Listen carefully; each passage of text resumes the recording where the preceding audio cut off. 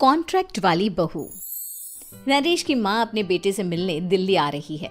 इस बात का पता चलते ही नरेश के दिल में हलचल मच जाती है। नरेश अपनी माँ के स्वागत की तैयारी में लग जाता है। साथ ही उसे डर भी सताने लगता है कि उसकी माँ कहीं अपनी पुरानी जिद पर फिर से बैठ ना जाए। हे भगवान, इस बार बचा लो, अगले साल पक्का माँ की जिद पूरी कर दूंगा। तभी दरवाजे की घंटी बजती है। नरेश दरवाजा खोलता है तो सामने अपने मकान मालिक को देखकर हैरान हो जाता है, क्योंकि उनके साथ एक सुंदर सी लड़की भी थी। अब नमस्ते अंकल, कुछ काम था, मुझे बुला लेते। आपने क्यों कष्ट किया? अरे नहीं नहीं, इसमें कष्ट कैसा, मैं तो बस तुम्हें रीना से मिलवाने आया था। आज से रीना तुम्हारे साथ इसी फ्लैट में रहेगी। अंकल, कोई लड़का फ्लैटमेट नहीं है? एक अनजान लड़की के साथ रहना मेरे लिए थोड़ा अजीब होगा। देखो नरेश, मैं तुम्हें पहले भी बता चुका हूँ कि इस फ्लैट में तुम्हें किसी ना किसी के साथ एडजस्ट करना ही होगा, या फिर तुम अकेले पूरे फ्लैट का किराया दे दो, मैं किसी को नहीं रखूंगा। नरेश अपने मकान मालिक की बात सुन के रीना के साथ रहने के लिए तैयार हो जाता है, पर अंदर ही अंदर उसे ये बात खाने लगती है कि वो अपनी माँ को क्या जवाब देगा जब उसकी माँ रीना के बारे में उसे पूछेगी। दिन बीतने लगते हैं। नरेश और रीना अच्छे दोस्त भी बन जाते हैं, पर अभी भी नरेश अपनी प्रॉब्लम का सॉल्यूशन नहीं ढूंढ पाता। एक दिन नरेश बहुत परेशान सा बैठा होता है। तभी रीना उसे पूछती है, क्या हुआ नरेश, तुम काफी परेशान लग रहे हो, सब ठीक तो है ना? हाँ सब ठीक है, बस एक छोटी सी प्रॉब्लम है। वो एक्चुअली 2 दिन बाद मेरी माँ मुझसे मिलने आ रही है। अरे तो इसमें प्रॉब्लम क्या है, ये तो खुशी की बात है। हाँ रीना, बट मेरी माँ एक जिद लेकर बैठ गई है कि मैं शादी कर लूँ, पर मैं अभी इस चीज़ के लिए तैयार नहीं हूँ। ऊपर से जब वो तुम्हें देखेगी तो 100 सवाल करेगी, क्या जवाब दूंगा? अरे इसमें कोई टेंशन वाली बात नहीं है, मेरे पास ना इस प्रॉब्लम का सलूशन है, जिससे ना तुम्हें शादी करनी पड़ेगी और ना ही तुम्हारी माँ मेरे बारे में कुछ पूछेंगी। रीना की बात सुनकर नरेश सोच में डूब जाता है। वो सोचता है कि रीना खुले ख्यालों वाली लड़की है, कहीं माँ को सच बता ना दे। नरेश को सोच में डूबा देखकर रीना कहती है, अरे क्या हुआ, किस सोच में पड़ गए?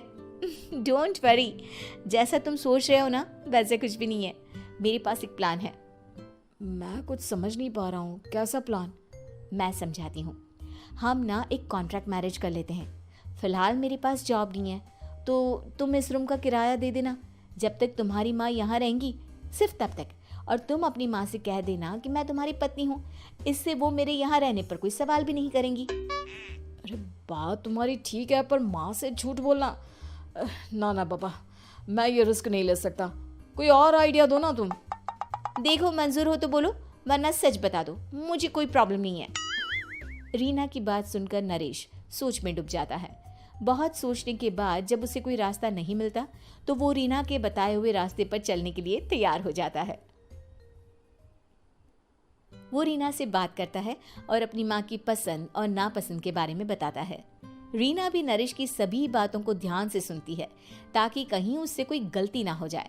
आखिर वो दिन भी आ जाता है जब नरेश की माँ उससे मिलने दिल्ली आ जाती है। नरेश अपनी माँ को फ्लैट पर लेकर जाता है।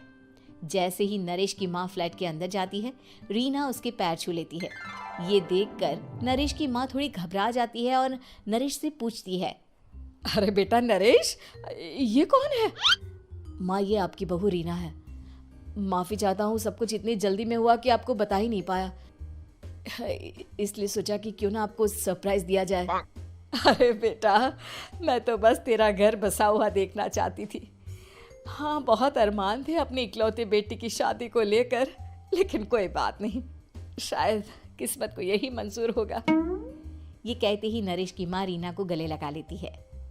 रीना बेटिया, मेरा बेटा ना थोड़ा नादान है, पर तुम काफ़ी समझदार लगती हो, और मैं जानती हूँ कि तुम इसका बहुत अच्छे से ध्यान रखोगी। माँ आप चिंता मत कीजिए, मैं सब संभाल लूंगी। नरेश की माँ अपने बहू और बेटे के साथ खुशी खुशी रहने लगती है। दिन बीतने लगते हैं। नरेश की माँ और रीना का रिश्ता बहुत मजबूत होता चला जाता है। वो दोनों सारा दिन एक साथ रहती और खूब बातें करती। इधर साथ रहते रहते नरेश और रीना भी एक दूसरे से प्यार करने लगते हैं। दोनों को इस बात का एहसास हो जाता है, फिर भी वो इस बात को छुपा कर ही रखते हैं। एक दिन नरेश की माँ और रीना शादी के बारे में बात करने लगते हैं। रीना बिटिया, ये तो नरेश ने मुझे बिना बताए शादी कर ली, वरना मैं तो अपनी इकलौती बेटी की शादी इतनी धूमधाम से करती कि सारी दुनिया देखती रह जाती। अच्छा माँ, आप ऐसा भी क्या करती नरेश और मेरी शादी में जो दुनिया देखती रह जाती? अरे बिटिया, एक माँ के अरमान तुम अभी नहीं समझोगी। मैं तो अपनी बहू को एक रानी की तरह लेकर आती और शादी भी बिल्कुल शाही अंदाज में करती, पर मेरे तो सारे अरमान ऐसे ही रह गए। खैर, मुझे तो अपने बेटे और बहू की खुशी चाहिए बस। ये कहते हुए नरेश की माँ की आंखों में आंसू आ जाते हैं। रीना भी ये सुनकर ख्यालों में खो जाती है, क्योंकि वो भी मन ही मन खुद को नरेश की पत्नी और उसकी माँ की बहू मानने लगी थी।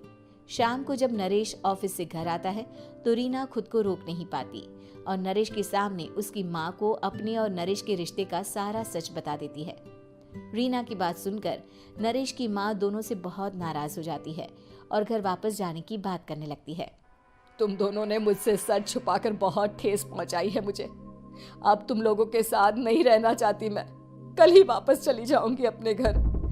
माँ, मुझे माफ कर दो, ये सब मैंने रीना के कहने पर ही किया है, वरना मैं भी आपको कभी ठेस पहुंचाने के बारे में सोच भी नहीं सकता। हाँ माँ, हमने ये सिर्फ आपका दिल रखने के लिए किया, प्लीज हम दोनों को माफ कर दीजिए। तुम दोनों ने मेरे अरमानों के साथ खिलवाड़ किया है, और वैसे भी मुझे अपने बेटे के लिए एक अच्छी लड़की ढूंढनी है, इसलिए मेरा यहाँ से जाना ही बेहतर होगा। माँ की ये बात सुनकर रीना खुद को रोक नहीं पाती। माँ, क्या मैं आपके घर की बहू बनने लायक नहीं हूँ? रीना की बात सुनकर नरेश हैरान रह जाता है।